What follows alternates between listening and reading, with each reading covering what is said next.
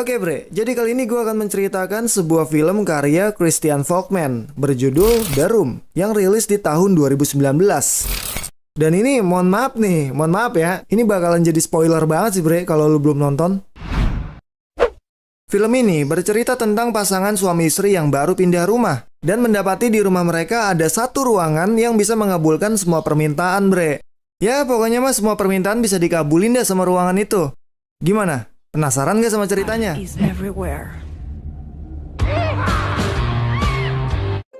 Di awal cerita, kita akan diperkenalkan dengan pasangan suami istri bernama Matt dan Kat. Mereka ini sedang menuju rumah barunya di daerah yang cukup terpencil gitu bre. Nah, si Matt ini adalah seorang seniman dan istrinya Kat adalah seorang penulis. Sesampainya di sana, mereka pun langsung menyusun barang-barang di rumah itu karena mereka baru pindah kan. Dan saat beres-beres, Matt menemukan sebuah benda yang dia pikir nggak berguna dan dia pun membuangnya. Di sisi lain, Kat yang juga sedang beberes menemukan suatu hal yang aneh. Dia menemukan burung mati di rumah itu dan ketika Kat membuangnya, nggak lama setelah dibawa keluar ternyata burung itu udah menghilang. Si Kat bingung dong dan berpikir kalau burung itu sebenarnya nggak mati dan burungnya ya terbang lagi. Sementara itu, Matt yang berada di dalam rumah melihat ada robekan di wallpaper dindingnya. Dan ketika dia mengeceknya, ternyata itu adalah sebuah pintu yang terkunci. Lalu Matt pun melihat bentuk kunci dari lubangnya. Dan seketika, Matt teringat akan sebuah benda yang dia temukan sebelumnya. Kemudian Matt pun langsung mencari benda yang telah dia buang tadi. Lalu dia pun membuka ruangan itu dengan kunci yang dia ambil. Nah, di sini Matt mengajak Kat untuk melihat isi dari ruangan tersebut. Namun ketika Kat masuk ke dalam ruangan itu, tiba-tiba lampunya berkelap-kelip.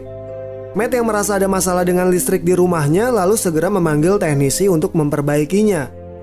Keesokan harinya, ketika teknisi ini datang, Matt lalu mengajaknya ke basement untuk memeriksa kondisi listrik di rumah mereka. Dan alangkah terkejutnya ketika mereka menemukan sebuah mesin dengan kabel-kabel yang sangat rumit.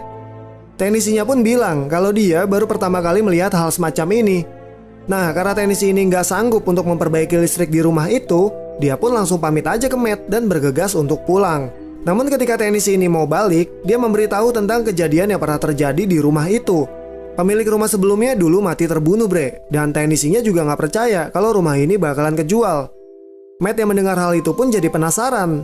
Dia lalu mencari informasi lebih dalam tentang pembunuhan yang pernah terjadi di rumahnya. Setelah dia mencari di internet, Matt menemukan korban pembunuhan itu adalah suami istri yang dibunuh sama anaknya sendiri bernama John Doe. Dan karena dianggap memiliki gangguan mental, si John Doe ini ditangkap, kemudian dimasukkan ke rumah sakit jiwa bre. Pada malam harinya, setelah Matt mengetahui apa yang pernah terjadi di rumah ini, nggak tahu kenapa tiba-tiba dia menggambar sketsa wajah dari pembunuh itu. Kemudian Matt pun mencoba untuk menenangkan pikirannya sambil kobam dan pergi ke ruangan yang sebelumnya dia temukan. Nah, ketika minumannya habis, Matt yang lagi kentang itu lalu bicara sendiri dan minta satu botol lagi. Dan tiba-tiba lampunya mati. Nah, ketika lampu menyala lagi, Matt yang lagi kobam ini kaget karena apa yang dia minta benar-benar terwujud bre. Dan dari sinilah kehidupan Matt sama Kat bakalan berubah 180 derajat. Kemudian, keesokan harinya Kat mendatangi suaminya yang berada di ruangan itu. Dia pun terkejut karena di ruangannya terdapat lukisan-lukisan langka yang sebelumnya nggak ada di rumah itu. Matt lalu memberitahu istrinya, ternyata semua barang-barang itu adalah permintaan Matt yang diucapkan di ruangan ini bre. Kat yang mendengar itu awalnya nggak percaya dan menganggap suaminya ini ya lagi kobam aja. Kemudian Matt menyuruh istrinya untuk meminta satu keinginannya. Nah, Kat yang masih percaya nggak percaya akhirnya meminta uang sejumlah $1.000. Dan gak lama kemudian lampunya pun tiba-tiba berkedip lagi yang membuat keinginan Kat itu terkabul. Tapi Kat masih ragu dan mengira itu adalah uang palsu. Nah, karena penasaran, Kat kemudian meminta uang lagi dengan jumlah yang sangat banyak. Dan lagi-lagi lampu berkedip. Permintaan Kat pun terwujud. Uang dengan jumlah $1 juta yang dia pinta ada di ruangan itu. Karena sangat bingung, si Kat jadi takut dengan ruangan yang ada di rumahnya itu. Matt lalu bilang kalau menurutnya mereka harus menikmatinya. Mereka pun gak melewati kesempatan itu bre. Karena permintaannya terus dikabulin, jadi mereka terus-terusan meminta uang dan barang-barang mewah lainnya. Setiap hari Matt dan Kat pun selalu bersenang-senang di ruangan ini tanpa memikirkan kehidupan yang sebenarnya harus mereka jalani. Mereka berdua pun sangat menikmati apa yang ruangan ini berikan. Dan mereka juga gak lupa ngenstui di setiap waktunya bre. Ya pokoknya di titik ini hidup mereka ya senang-senang aja. Sampai suatu hari, Kat yang merasa semua keinginannya sudah tercapai itu ngerasa bosen. Karena apa yang dia minta selalu bisa didapatkannya dengan mudah dan gak ada tujuan lagi. Matt pun kemudian menghibur istrinya dengan memberikan surprise berupa tempat tidur bayi. Nah, di sini Matt berharap kalau Kate mau mencoba lagi untuk punya anak. Tapi Kate sangat takut karena dia udah 2 kali mengalami keguguran, bre, dan sangat trauma dengan kejadian itu. Setelah mereka berdebat, Matt pun pergi keluar untuk jalan-jalan. Namun ketika dia balik lagi ke rumah, Matt terkejut, bre, karena Kate sedang bersama bayi laki-laki di kasurnya. Dan ternyata dia memilih jalan pintas untuk memiliki seorang anak. Dan Kate meminta bayi dari ruangan itu. Matt yang marah pun lalu mengatakan kalau Kate ini udah gak waras dan apa yang dilakukannya itu salah. Setelah itu mereka berdua membawa bayinya ke ruangan itu dan meminta agar ruangan itu mengambil bayinya lagi. Namun karena gak tega melakukannya, Matt pun mengurungkan niatnya. Lalu dia pun keluar dan membiarkan istrinya bersama bayi tersebut untuk dibesarkan. Kemudian, suatu hari Matt teringat lagi tentang pembunuhan yang pernah terjadi di rumahnya. Karena sangat penasaran, Matt membuka artikel John Doe lagi dan membaca tulisan The Room Made Me Do It. Lalu dia pun berencana untuk mencari tahu tentang ruangan magic itu, bre, yang dimana Matt mau ketemu sama John Doe. Dan si John Doe ini sedang ditahan seumur hidup di rumah sakit jiwa. Setelah mengetahui kalau John Doe dan ruangan ini memiliki hubungan, Matt pun pergi dengan membawa uang yang didapat dari ruangan itu dan pergi mencari John Doe. Sesampainya di rumah sakit, Matt bertemu dengan John Doe dan berbicara tentang ruangan itu. Ternyata John Doe ini sangat paham dengan apa yang sedang terjadi. Namun dia cuma memberikan saran agar Matt dan istrinya segera pergi dari rumah itu dan melupakan ruangannya. Tapi Matt gak peduli dengan saran John Doe. Lalu dia pun pergi dan pulang ke rumah. Saat di perjalanan, Matt mampir untuk mengisi bensin. Tapi ketika dia mau bayar pakai uang hasil dari ruangan itu, Matt pun terkejut lagi, bre, karena semua uang yang dibawa itu berubah jadi abu. Matt yang mengalami kejadian itu kemudian segera pulang lalu mengetes ke beberapa barang dan mengeluarkannya dari rumah. Dia melemparkan uang keluar jendela dan mencoba meletakkan lukisan dengan kondisi setengah di luar, setengah lagi di dalam rumah. Dan ternyata semua benda yang berasal dari ruangan magic itu, bre, kalau dikeluarin dari rumah bakalan mengalami penuaan yang cepat banget dan akhirnya berubah jadi abu. Ketika Matt sudah menyadari hal itu, dia memperingatkan istrinya untuk jangan membawa bayi itu keluar rumah. Namun Kate gak ngedengerin suaminya, bre, dan tetap ngebawa bayi itu keluar. Nah, setelah Kate dan bayi itu berada di luar rumah, tiba-tiba aja bayi itu membesar dan mengalami penambahan usia yang begitu cepat, bre. Di sini Kate panik dan mencoba memanggil Matt. Nah, sebelum anak ini tumbuh semakin besar lagi, Matt pun segera membawanya masuk ke dalam rumah. Dan sekarang bayinya udah jadi anak kecil, bre. Mereka pun merawat anak itu dan diberi nama Sen. Kate sebagai seorang ibu terus berusaha mengajari anaknya dan menjaga agar anaknya ini nggak keluar rumah. Namun di sini Matt nggak peduli karena dari awal dia emang nggak pengen anak itu ada. Sampai waktunya Sen ini mulai bosen karena berada di dalam rumah terus. Dan setiap kali Sen mau keluar rumah, Kate ini selalu melarangnya dengan alasan di luar itu banyak bakteri. Dan karena keseringan dilarang, Sen pernah beberapa kali ketahuan pas dia mau keluar rumah. Sen yang setiap hari berada di rumah itu akhirnya jadi tahu tentang ruangan magic ini, bre. Sampai suatu saat, dia pergi ke ruangan itu dan masuk ke dalam secara diam-diam. Dia pun juga tahu kalau ruangan itu bisa mengabulkan semua permintaan. Dan dia menciptakan sebuah imajinasi, di mana di dalam ruangan itu menjadi tempat seperti layaknya di dunia nyata. Matt yang tahu hal itu segera membangunkan Kate dan membuka ruangannya.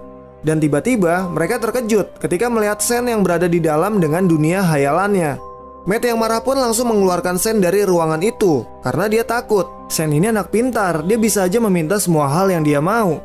Kemudian, ketika mereka lagi berdebat, telepon pun berbunyi yang ternyata itu dari John Doe. John Doe mengatakan tentang semua hal yang ingin diketahui Matt. Jadi sebenarnya John Doe ini adalah hasil dari ruangan magic itu juga, bre. Dia menjelaskan kalau ayahnya inilah yang memintanya. Kemudian Matt bertanya bagaimana caranya untuk menghentikan proses penuaannya. Dan John Doe pun memberitahu kalau yang memintanya ini harus mati dulu, seperti yang dialami John Doe. Kedua orang tua John Doe itu ingin anaknya normal dan mereka rela mati agar si John Doe ini bisa hidup tanpa takut terjadinya penuaan. Jadi ibunya ini yang ngebunuh ayahnya dan ibunya maksa John Doe buat ngebunuh dia, bre. Dan kejadian itulah yang ngebuat John Doe sampai saat ini di penjara karena dia dianggap telah membunuh orang tuanya sendiri. Di sini John Doe nanya balik, Matt mau nyelamatin istrinya atau justru malah mau nyelamatin anaknya? Nah, Kate yang mendengar obrolan mereka di telepon sedih dan bingung. Dia pun pergi dari rumah dan berniat bunuh diri demi Sen. Tapi tiba-tiba Kate jadi ragu. Dia pun gak jadi bunuh diri dan balik lagi ke rumah. Setelah itu, ketika Kate udah balik ke rumah, dia langsung menemui Matt yang sedang tidur bersama Sen. Matt yang terbangun kemudian menemui istrinya di dapur.